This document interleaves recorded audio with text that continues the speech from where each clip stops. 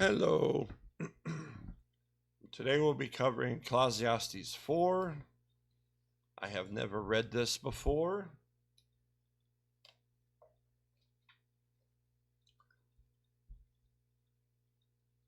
I'll be reading and expressing understanding, which the links are below as usual.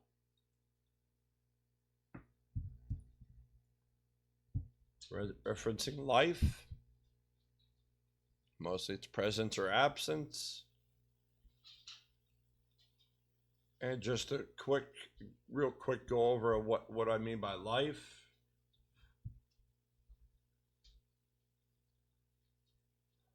It is the foundational thing that every type of human understanding names.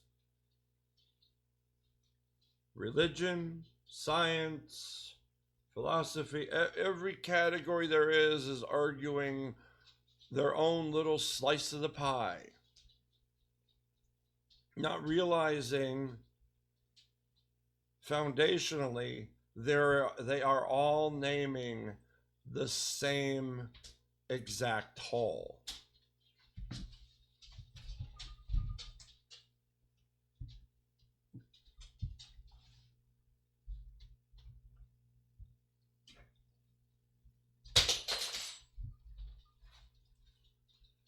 Oh, dropped a fork. That's what I'm referencing.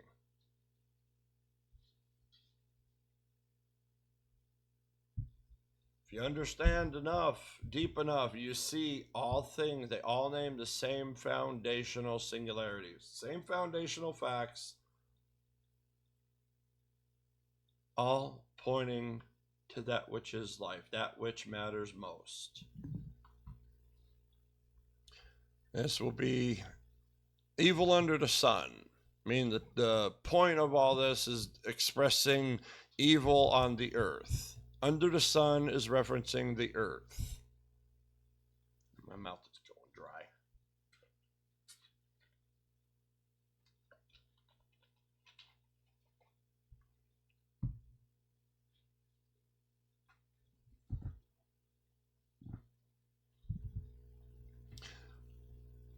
One, again, I saw all the oppressions that are done under the sun on the earth, and behold, the tears of the oppressed, and they had no one to comfort them. On the side of the oppressors, there was power, and there was no one to comfort them.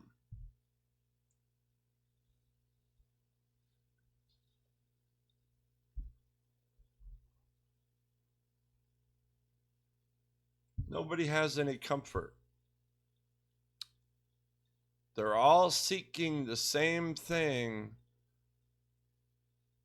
but they're working against each other in ignorance because they don't know what they're seeking, but they know they're seeking it. And I'm talking about directly from that which is within.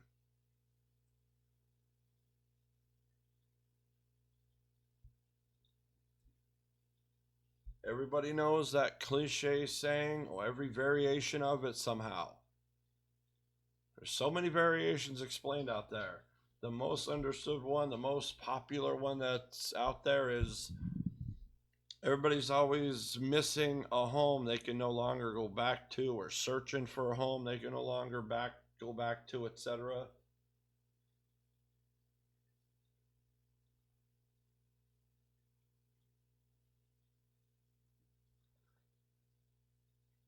That is,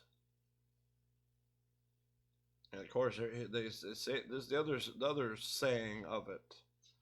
The hole within, like there's a hole that can never be filled. No matter how much greed, no matter how much money, no matter how much wealth and power, etc. you get, you can never fill that hole. I don't know how many times I've heard that said everywhere in my entire life since the 80s. Everywhere in entertainment, out of regular people's mouths, you name it. Doesn't matter if it was the local news or what. I've heard that everywhere, every different which way there is to describe it or explain it.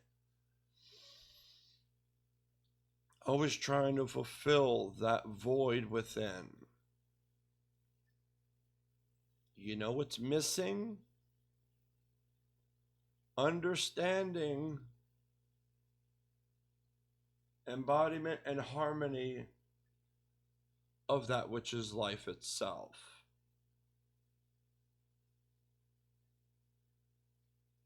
Because I don't have that problem anymore.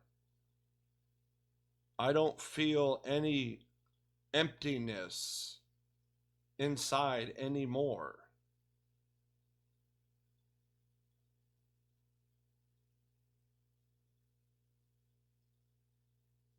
That's why I no longer understand how, and this is just, me talking here. I really can't comprehend anymore how such, everybody knows the evil that goes on over such nonsense.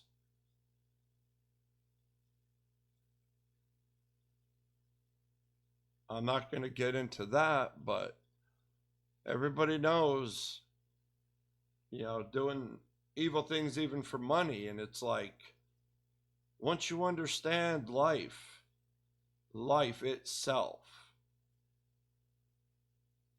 you understand money, like its usefulness as a tool, but the value of it in reference to life is like toilet paper.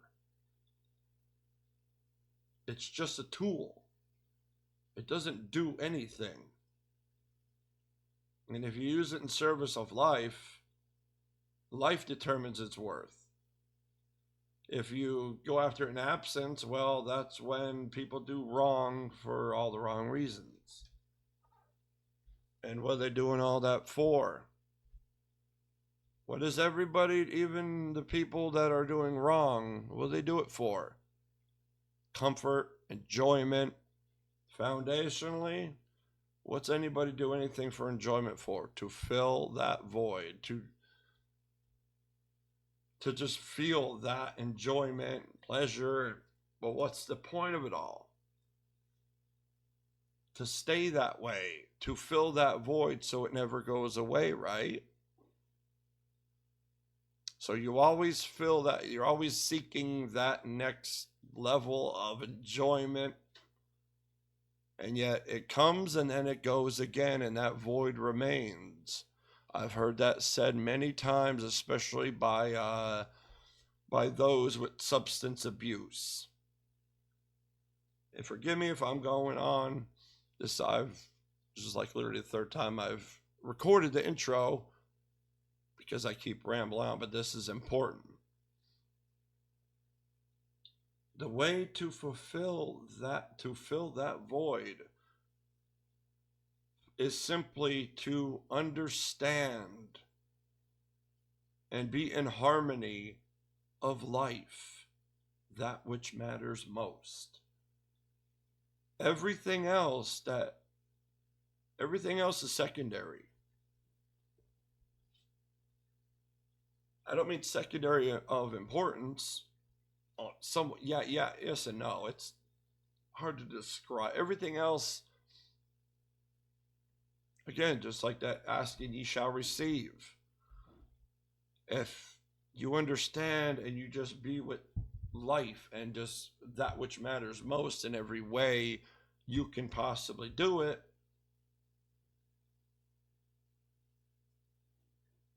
everything else secondarily just happens on its own.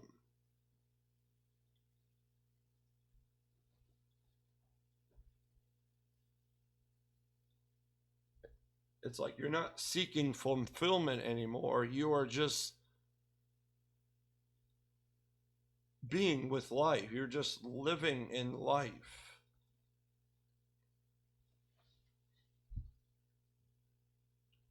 And I don't mean that externally. Like, my whole life ain't all hunky-dory. I'm referencing that which is within.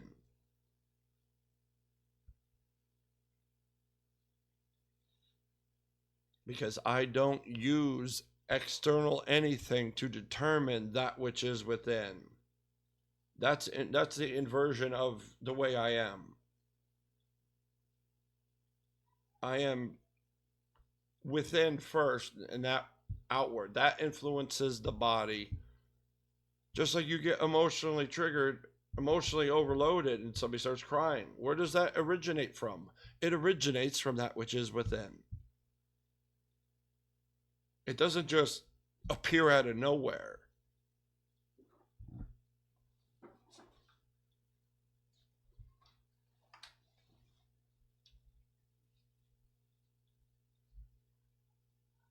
So it's just the understanding of life and just being in harmony of it within. And then let that come forth through you physically. Choose to be living that way through that. And everything just is. Referencing life, not referencing society or cultures, or, you're not suddenly going to win the lottery. But quite frankly, where would you rather be comforted? Superficially, or at the very core of your being? Because everything flows from the core of your being.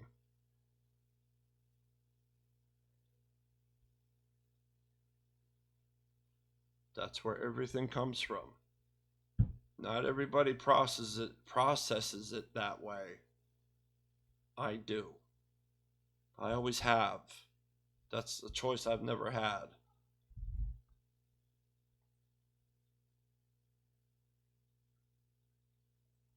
So that's why there was no comfort for any of them.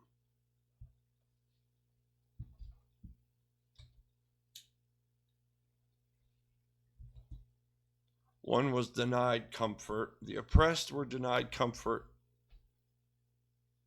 by the oppressors, and therefore they had no one to comfort them. And the oppressors were trying to get comfort through oppression, which is also wrong.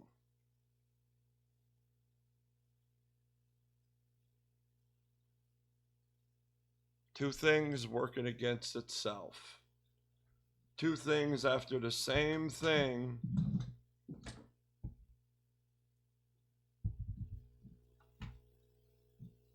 But not knowing what it is.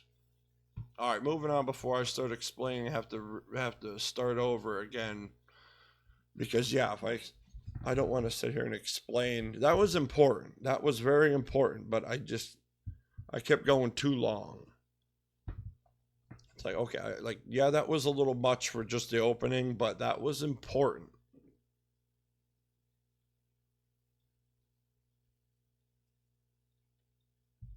Two, and I thought the dead who are already dead more fortunate than the living who are still alive. Been there. Sorry for getting loud. Been there. Have been there.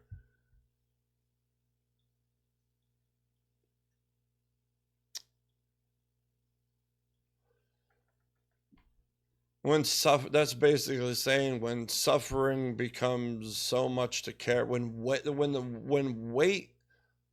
the weight of things becomes so hard to carry, the dead seem to have more peace than the living. Except here's the thing, that weight, if it's not if it wasn't yours, if you didn't put the skeleton in the closet, you don't need to carry it for anybody else. How they say it's your cross to bear, nobody else's? Nobody else's cross is yours to bear either. Nobody else's skeletons belong in your closet. Somebody else's issues are not yours to carry. that's when life comes into play, and you simply offer life. You don't offer to take, you don't offer to carry the absence of life, the weight of nonsense, the weight of negativity. Somebody's mean to you, don't let it weigh you down. You're not the one with an issue. They are. Who's being negative when somebody's mean? And I'm not talking reactively, I'm talking like deliberately.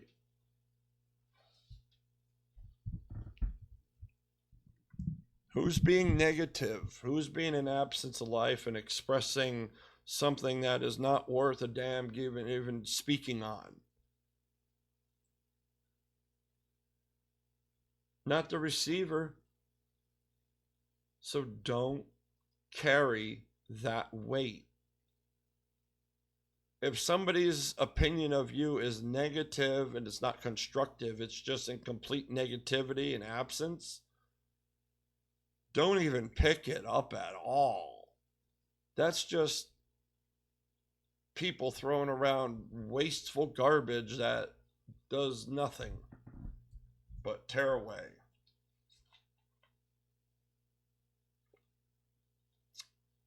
And when you let that weigh you down, that's when the dead look more fortunate than the living. And I've already been there. That's why I'm saying it's not worth it. Put it down.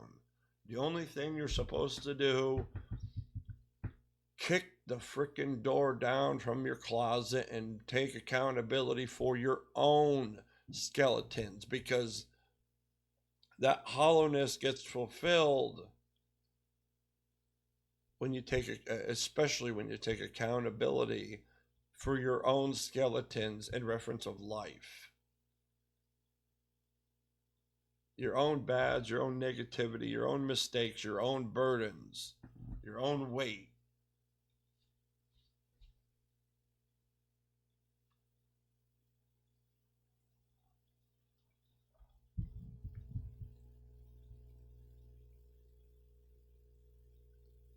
Because that weight is what really gets you.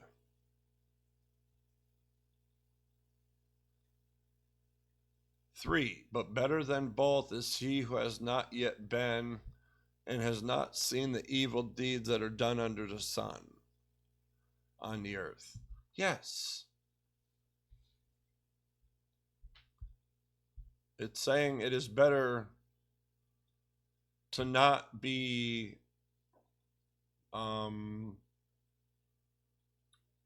subjugated to even witnessing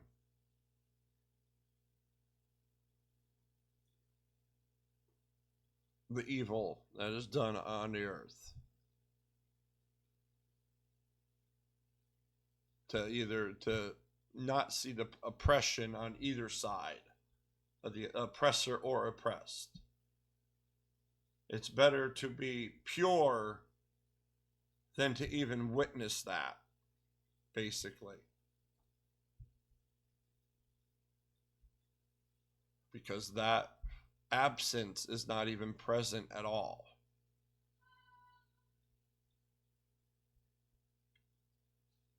And that is a purity thing. Sadly, we're here and we're one side or the other, so no. Excuse me.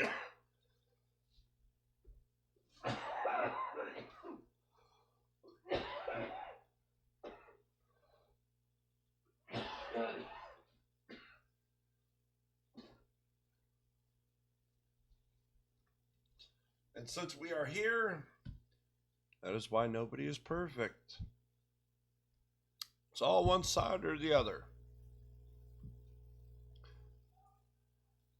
4, then I saw that all toil and all skill in work come from a man's envy of his neighbor.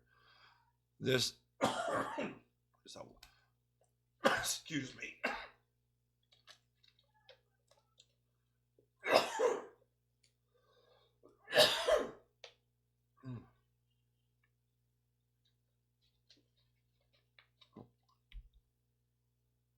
All that morning crap hasn't come out of my throat yet.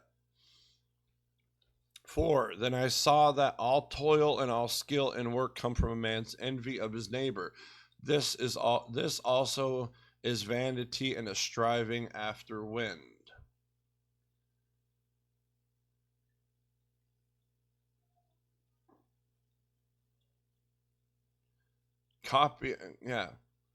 Envy. You like what others have, so you try to do the same thing.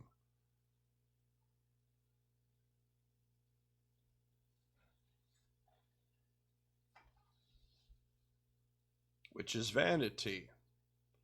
And then it's ignorantly striving after the wind. The wind is that which is life, the flow of it.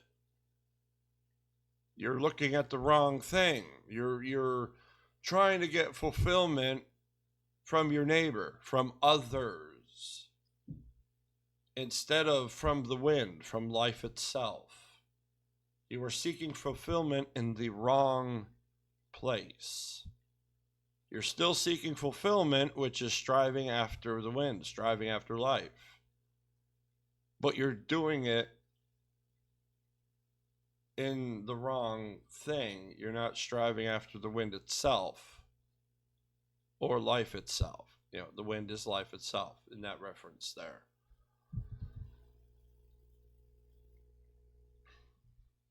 Five, the fool folds his hands and eats his own flesh.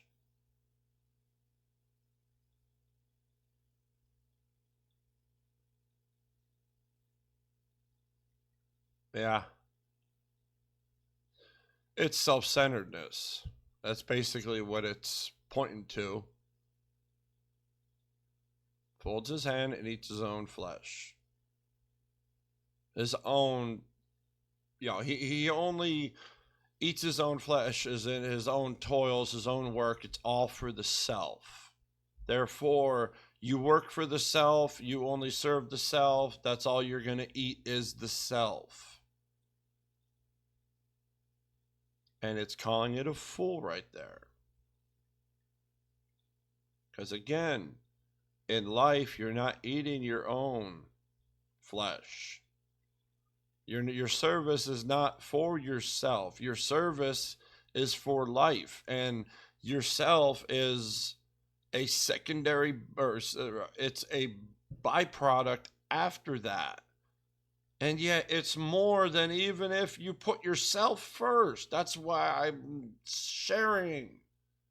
It's like you think, well, that doesn't sound right. It's like not even doing it for myself. Then how could I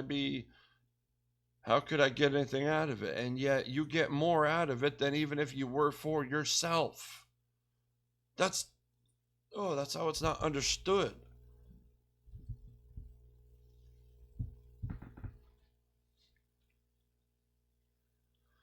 Six, better is a handful of quietness than 2 hands full of toil and striving after the wind. Again, it is better a handful of quietness. Handful of quietness. I mean, I understand it, but I'm just trying to think of how to express it, I understand it within understanding. So it's like getting that from understanding into words is difficult.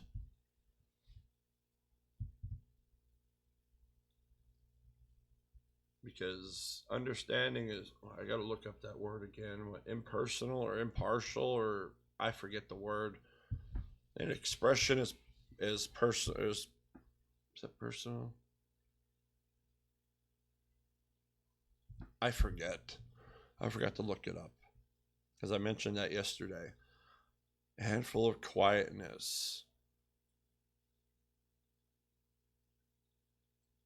I mean, I know what 2 hands full of toil and striving after the wind is. Even 2 hands serving the self, or 2 hands serving the same incorrect thing that is not life. That's simply 2 hands seeking fulfillment in the wrong thing, in the wrong place, in the wrong way.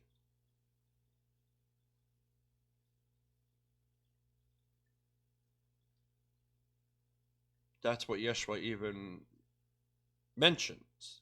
Seek and it shall be given.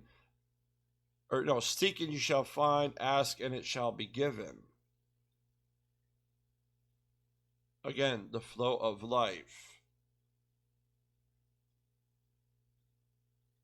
Put that which matters most in the correct order as foundation to build anything upon it in service of it, and all things that matter to life will be given. Again, that's the flow of life. You invest in the now continuously in service of life. That investment, just like banking, goes invest into the future. And then when you get there in the now, in the moment, then, into the future, when the future is now, it returns. No different than being nice to somebody right now. And then then in the future, when they get a chance to return it, they do in the now, in the current moment that arrives. That's what that's talking about. That's what Yeshua was saying.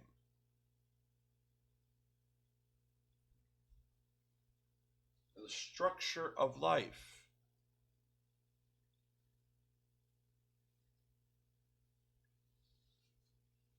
That was my understanding of it. That's what I took. And again, I'm not taking it, I'm not understanding it as, what it means to me, for me, through me, me, the self lens. I don't operate that way. I don't process that way till after understanding. Or with Emily. You can't understand what something means to you until you understand what it itself is. Somehow, statistically, that is 85 to 95% of the opposite. Like, statistically, 85 to 95% of the population estimated is the opposite of that. They determine what everything means to the self instead of what the thing itself means itself. And then, in other ways, to the self or to anybody else or whatever. Like, I could sit here and pick up this pen and know what the pen means itself. Understand the pen itself prior to anything to do with me.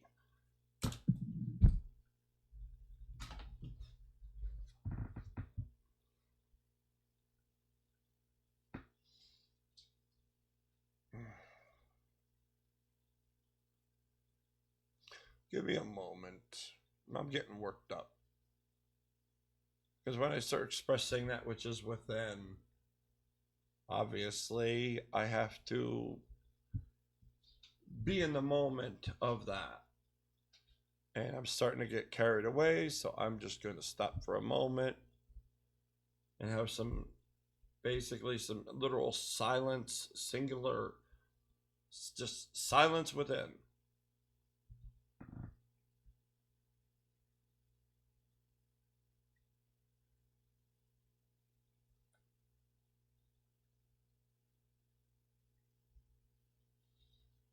That easy.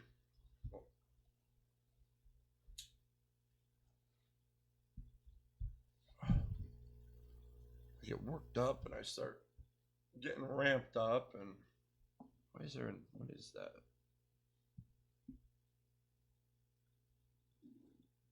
A little earring or something on my desk, I noticed.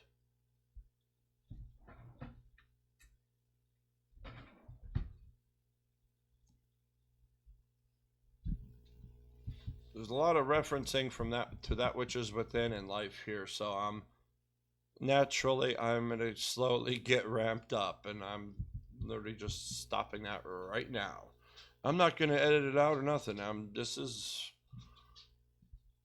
first reading, it is what it is. It is how it is. It comes out as it is. Later on, I'll literally sit down, I'll listen to my whole recording of myself, and then do a follow-up more of a summarization instead of just expressing in the moment of now as I'm reading this completely new. Like, I've never read this before, so it's not going to be me sitting here, oh, it's this, okay, I'm done. You know? No. It's a whole process.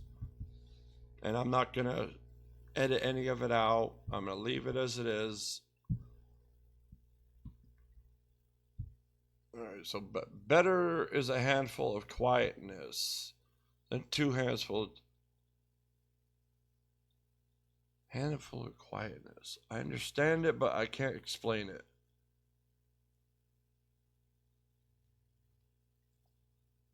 A handful of quietness, a handful of service.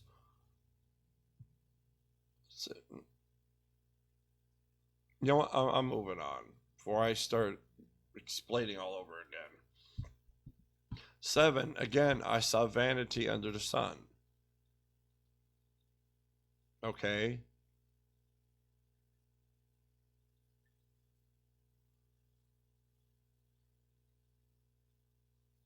It's just Satan saw vanity on the earth again.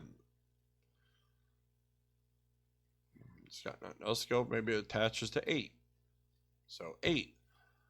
One person who has no other, either son or brother, yet there is no end to all his toil, and his eyes are never satisfied with riches, so that he never asks, for whom am I toiling and depriving myself of pleasure?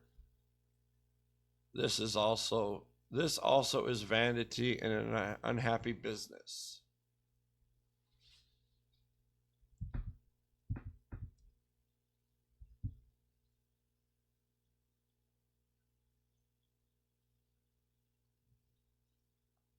Talking about loneliness, one person who has no other, as in, solitude. Like, he doesn't have any other human comfort. Nobody. Been there. Yet there is no end to all his toil, and his eyes are never satisfied with riches, so that he never asks.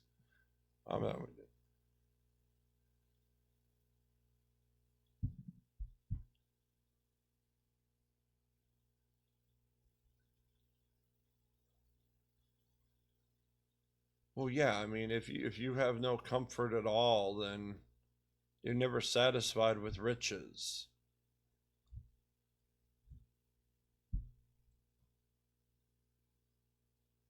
Which is more toiling, and you're busy in, depression, absence, hollowness within, you name it. Toiling in that, and you're not obviously in pleasure, in presence, and anything positive. That is vanity and unhappy business.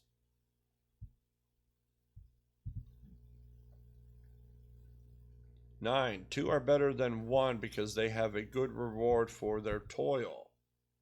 More is always better in service.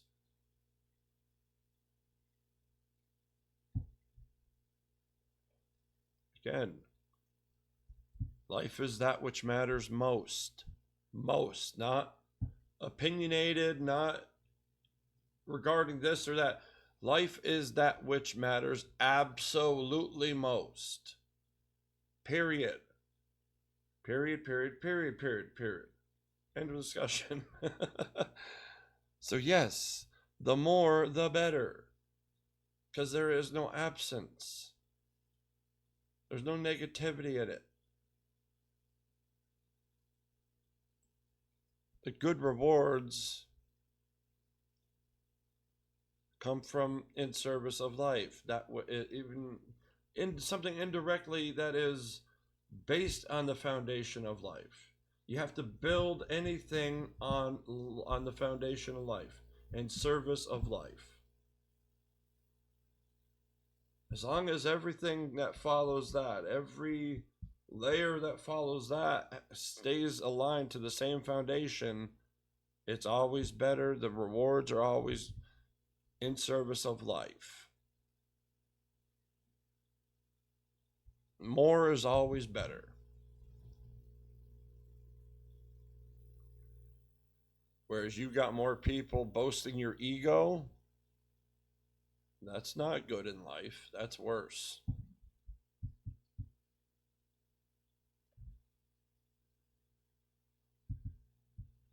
For if they fall, one will lift up his fellow, but woe to him who is alone, and when he falls and has not another to lift him up.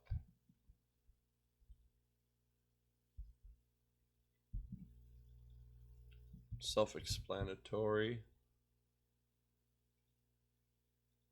Better to have help. It's always better to have help and service in life.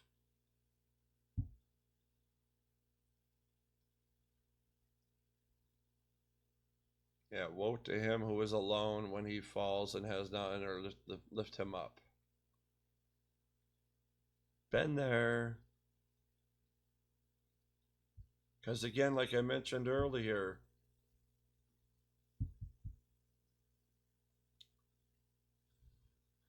how do you, like, to name it simply, how do you think one's life goes when 85 to 95% of the estimated population's processing order is referencing everything to and through the self lens? When there's one person that's in all of that sees everything neutrally, I don't need to see everything and define it to myself. I don't even understand how to do that. I really don't.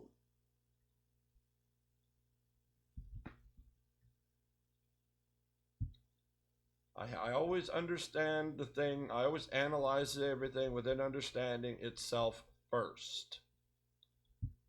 Not what it means to me, because if I don't understand it itself first, how do I even know how it means anything to me? That's why I don't know how everybody does it. I've never, yeah, so woe to him who was alone and he falls and has not another thought. So imagine the difference in understanding I've had all my life with others. So I really have been alone in understanding and presence and comfort my entire life. More absence, because that's what my ignorant butt was seeing everywhere, is absence. Which, yeah, in order to lift them up, life lifted my ass up.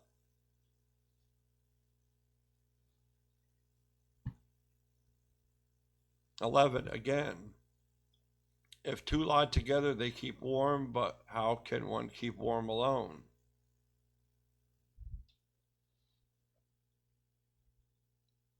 Again, if you just, now, you have to, now, immediately, of course, I start thinking, well, you get a heater. No, just don't add anything to that equation. It's said right there. Don't add anything to it.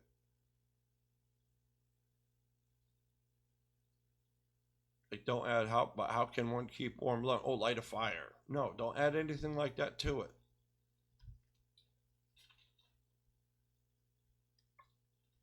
First, take it literal. Within understanding, I'm seeing a tent in the frigid cold with nothing else but a tent. Two lying together will keep warm. But how could somebody that is alone stay warm? They can't. Simple as that. If you don't add to that equation, they cannot.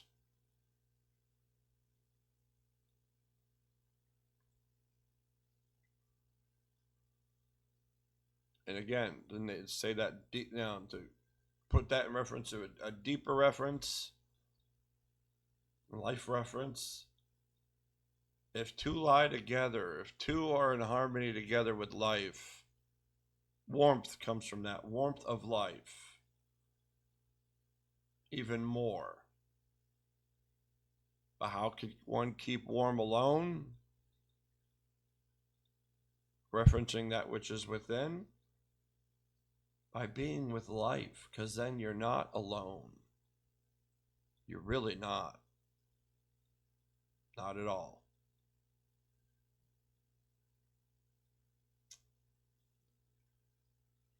And after a year, a month, and a week, it's still roaring hot.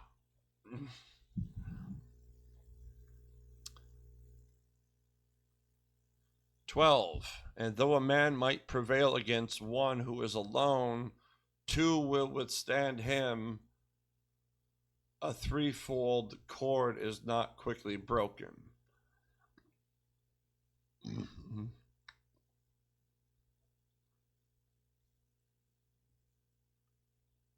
What is that?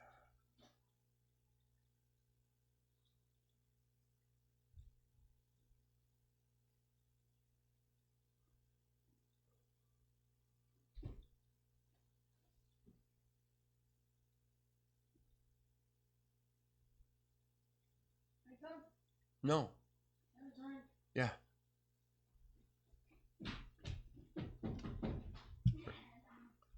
Give me 1, 2, please, and be quiet. Kids coming downstairs get a drink. It's Saturday, so if I want to do something, I just ask them to chill upstairs with in their rooms and their stuff, and just keep it down for an hour or two. That's all. Yeah. God, one, then the other, then the other, then the other. Monkey see, monkey do. I got one. Go. Bye-bye.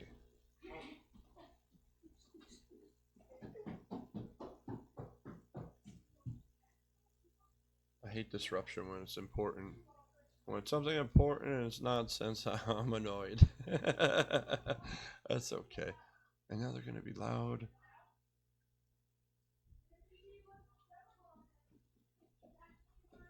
Brandon, shut those doors. And though my man might prevail against one who is alone, two will withstand him, and two is not quickly broken.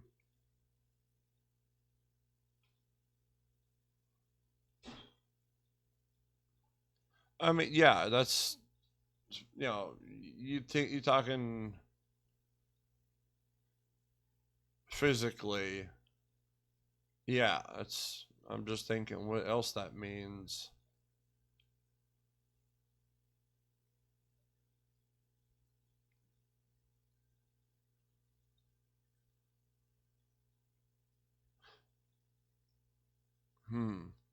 I'm not sure. Don't know. We go to 13. 13. Better was a poor and wise youth than an old and foolish king who no longer knew how to take advice.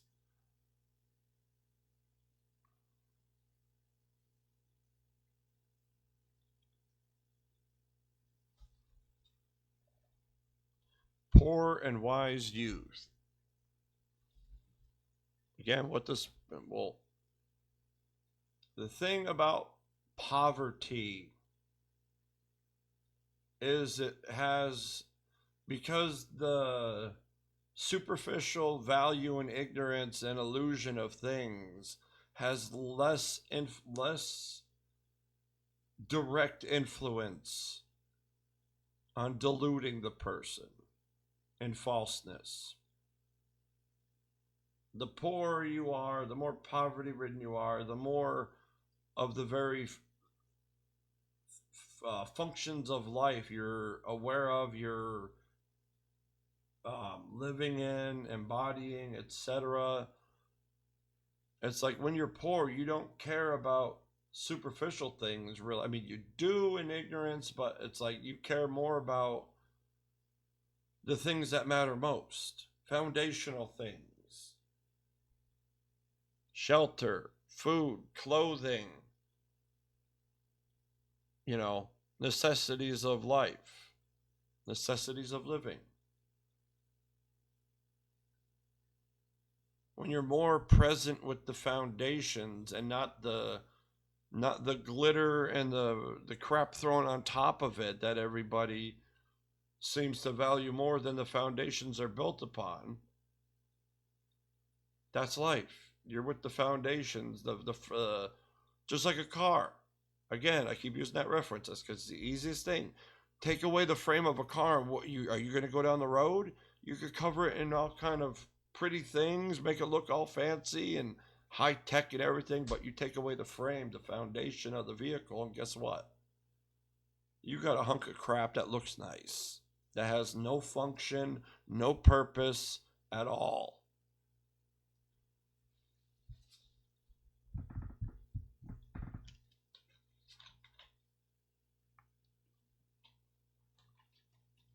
And when you're in poverty, you're more present with that foundational structure in value than anything. And obviously it's saying the youth was wise. What's wisdom? Understanding.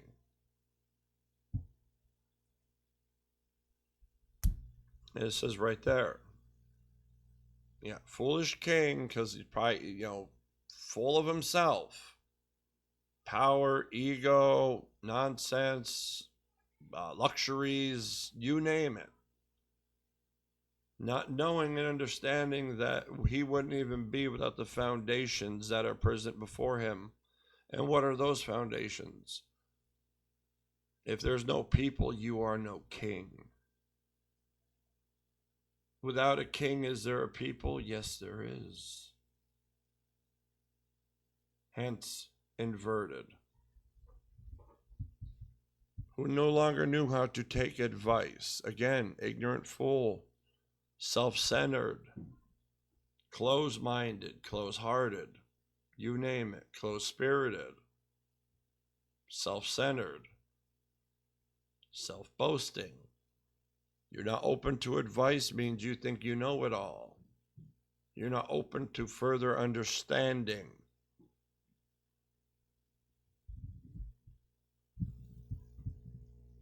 Boastful, stature, ego, you name it.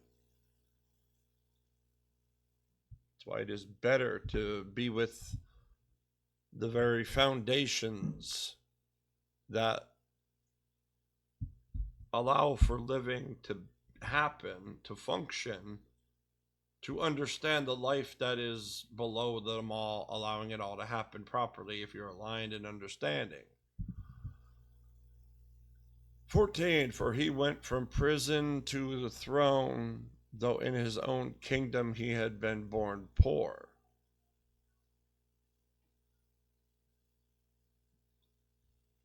They're saying that, like, again, somehow societies and cultures superficially cannot process from poverty to riches, from poor to prison, from prison to throne. That which is within is not determined by the external. Even if your processing is inverted where you think it is, where you're illusionary, whatever reason there is, you think the external dictates the internal. It does not. If your processing orders that way, then you are the way you are. And I'm not arguing about that. But reality is not your inversion or your processing order or mine or anybody else's. Reality, existence, life, the flow of it, etc. It is that it is, regardless of anybody else. It's just with everybody else too. So that external does not dictate the internal. He went from prison to throne, though in his own kingdom he had been born poor. So what?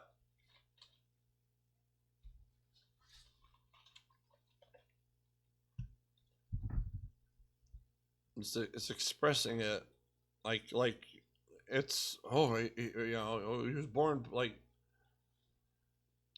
why is he saying that, like, for he went from prison to throne, like Okay, yeah, that's just external dictation bullshit.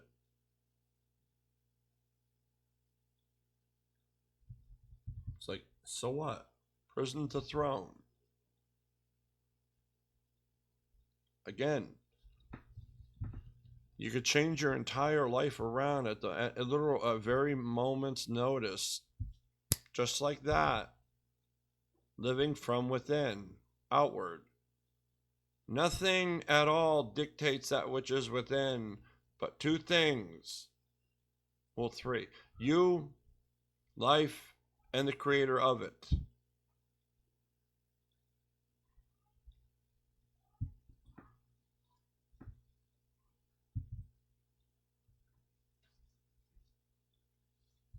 So, like, why it mentions being poor? I mean, yeah, because like I just explained what the benefits of being poor are.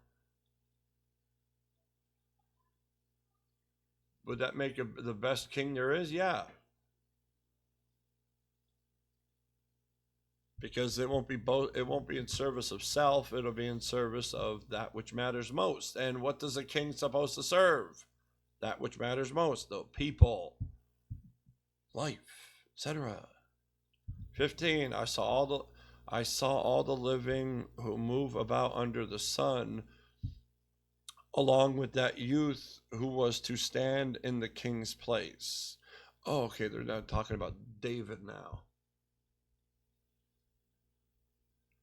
Evil under the psyche. I hope I didn't deviate from naming the evil under the sun. What was it naming an evil? Well, for he went from prison to throne, though in his own kingdom he had been born poor. What does that have to do with evil under the sun? That's, I don't know. That's what I mean. Like, I saw all the living who move about under the sun on the earth, along with that youth who was to stand in the king's place.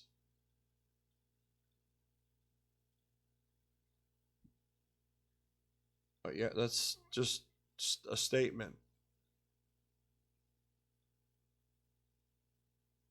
That he was separate. He was seen separate, along with that youth.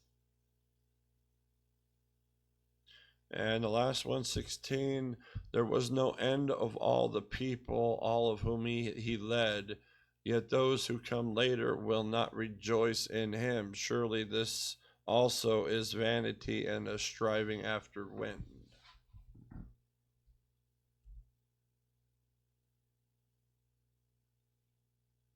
There's no end to the people he led. Yet those who come later will not rejoice in him because he's not there no more. And again, remembrance and striving after the example of the man, reference King David here, is chasing after the wind, because even that's what it's saying. I think somewhat. That's a good point. I'm going to say regardless. Everybody even striving after him is still ignorantly chasing the wind without chasing the wind, but chasing a shadow of it.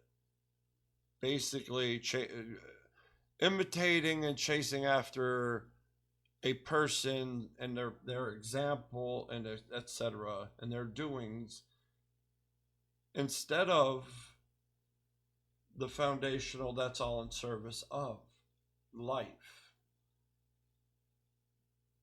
Why imitate man when all man is doing is trying to strive for life, to get fulfillment and harmony of life within? Why would you seek that from another human being? No human being created life. So why seek that or imitate that from another? Hence, again, understanding. Don't boast the self. Don't claim authority, don't da da da da. Nobody, no single human being created life, existence, reality, the flow of it, etc. So if you want to get fulfillment of life within, why go after people? Why imitate even a king? Why even imitate a great man? That's why, again, understanding.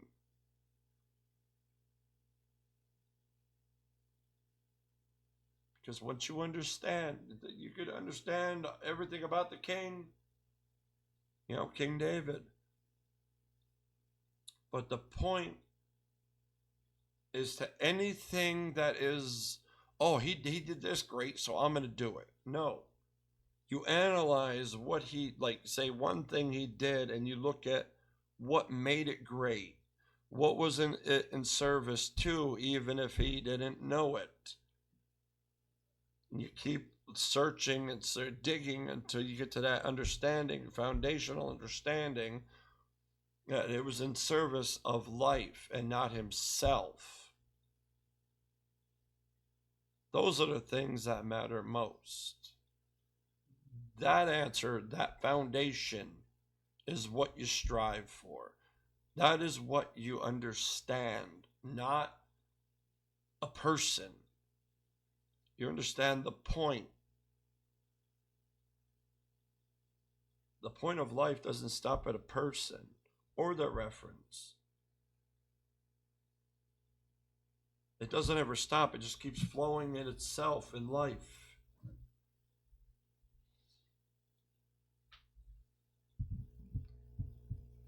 So again, that is also vanity and striving after wind, because you're just glorifying a man,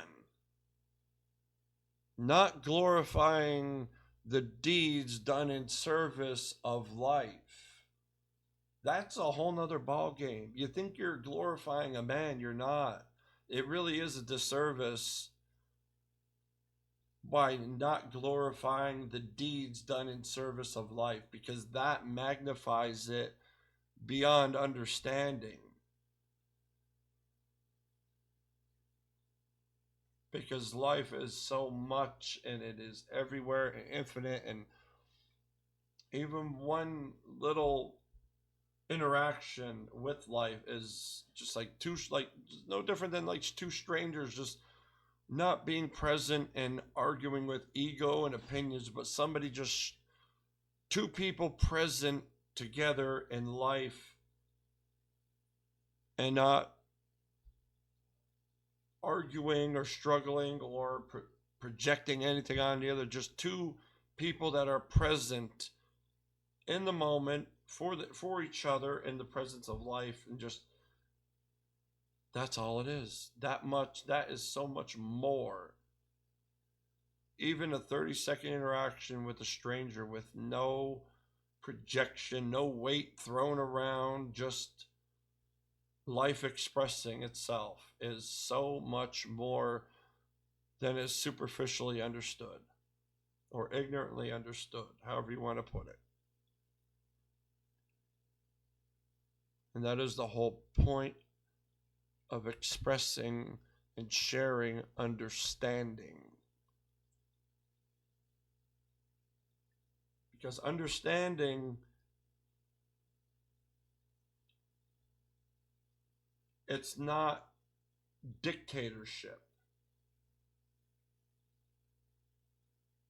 Understanding, if it is left within understanding, it can be anything you want anything to be, as long as it remains in understanding, and you only bring forth that which is life. You can understand all the horrors of the world, but just leave them within understanding. Never embodiment, never expression. Have a nice day.